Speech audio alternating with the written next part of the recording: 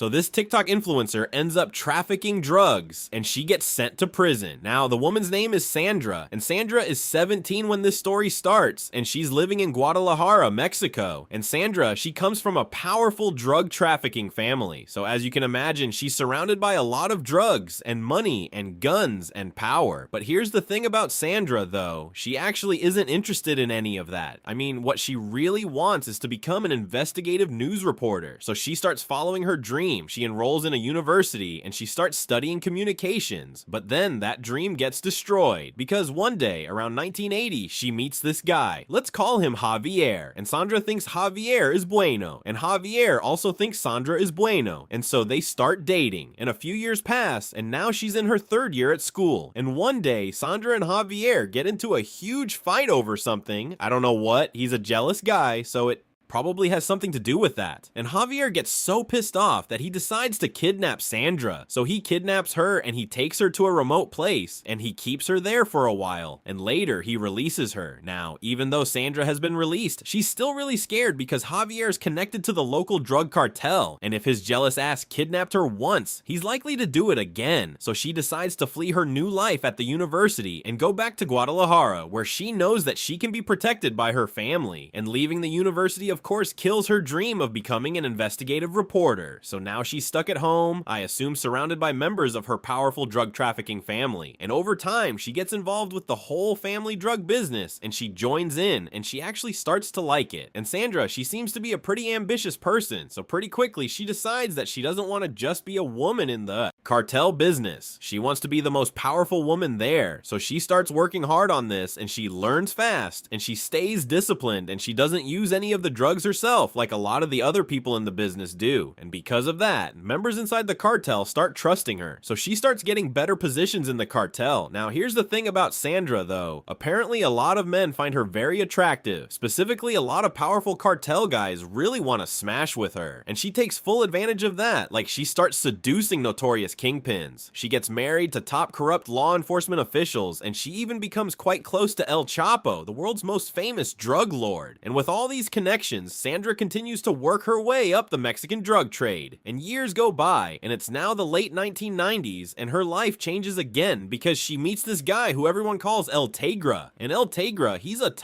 Colombian drug trafficker with ties to the Colombian cartel. And Sandra thinks El Teigra is bueno, and El Teigra thinks she's really bueno as well. So they start dating, and soon they start doing business together. Now, the Colombian cartels are notorious for producing huge amounts of cocaine, but it can be difficult to move that across the US border because of the security the US border has. Now, the Mexican cartels, on the other hand, they already have the routes and the networks and the infrastructure to move drugs into the US with no problem. And since Sandra now has access to both cartels, she becomes the bridge between the Colombian cartels and the Mexican cartels. And she starts overseeing the movement of a lot of cocaine from the Colombians to the Mexicans. And she becomes responsible for moving lots of drugs across the Pacific into the US. And she does this for years. And of course, from all this, Sandra is making tons of money and she is not afraid to spend it. She buys a couple of luxury homes. She starts building a collection of sports cars, Camaros and Bentleys and Audis and Mercedes. And on top of that, she stacks up hundreds of pieces of jewelry. She ends up owning about 300 pieces of jewelry. Damn, Sandra. So yeah, she is now officially the girl boss of the cocaine trafficking business. But then she runs into a problem because one day in 2001, she sends a shipment of about 9 tons of cocaine on a boat, and that boat ends up getting seized by the Mexican Navy. And because the shipment is massive and it was heading to the US, American feds also get involved and they all start investigating, and they're able to trace the phone records from some of these traffickers. And those records lead straight to Sandra and El Teigra. So from here, both Mexican and American feds start monitoring them closely. And that is when the story gets worse for Sandra. Because one day in 2002, some members of a rival cartel allegedly they kidnap her teenage son. And if she wants him back. They're demanding that she pay them $5 million. And of course Sandra panics. I mean, no doubt she does have the money to pay for her son, but I guess she's just scared that even if she does pay it, her son could still get killed. So she calls the police, and when the police arrive, she tells them that her son has been kidnapped and that the kidnappers are demanding $5 million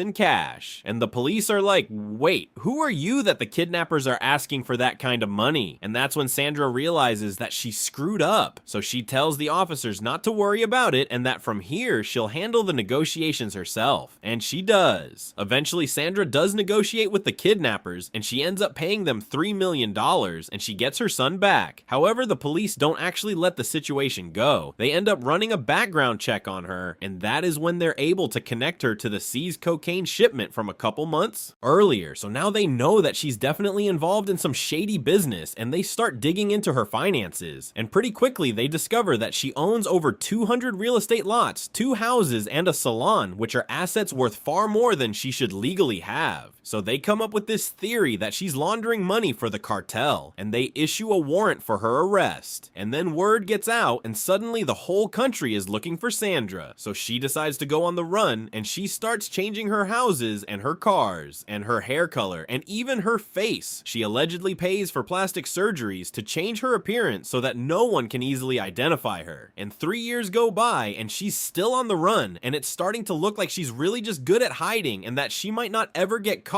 until one day in 2007, Sandra goes out to a local diner to have a cup of coffee, and bam, she gets arrested. Here's her mugshot, and so she ends up getting locked up while she waits on her conviction. And while she's in Mexican jail, she's not your average inmate. Like, she has money and powerful connections. So she ends up getting like 3 maids to help serve her food and serve her alcohol and cigarettes. She even has a doctor who personally comes to give her Botox injections while she's in prison. And anyway, she stays locked up for about 5 years. And in 2012, they conclude that they don't have enough evidence to convict her in Mexico, so they extradite her to the US to be convicted there. And in the US, she ends up taking a plea deal, and she's sentenced to 70 months in prison with credit for time already served. Later she gets out and she gets arrested again for money laundering, and she spends 2 more years in prison. And after that, she gets out and she kind of becomes an influencer. Like, she starts a whole ass TikTok account, and now she posts lifestyle content, and she actually has over 400,000 followers on this account, so good for her, I guess.